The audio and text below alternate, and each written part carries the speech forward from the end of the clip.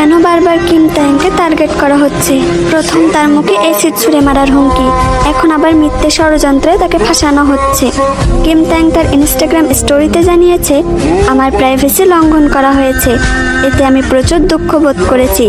মিন হিজিন নামক এক মহিলার সাথে একসময় অ্যালবামে ভি একসাথে কাজ করেছিল। কাজের সূত্রে তাদের পার্সোনাল এসএমএসে কথা হয়। মিন হিজিন সেই স্ক্রিনশটগুলো তার ব্যক্তিগত স্বার্থে ব্যবহার করছে।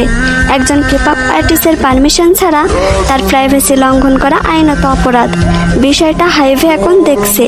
তারা জানিয়েছে এতে ভিয়ের কোনো দোষ নেই, তাকে ষড়যন্ত্র করে ফাঁসানো হচ্ছে, তাই এতে অতিরিক্ত চিন্তা করার কোনো দরকার নেই। এই হাসি খুশি মানুষটাকে কেন বারবার তারা কষ্ট দেয়? আমার কিম সাহেবকে কি একটু ভালো থাকতে দেওয়া যায় না?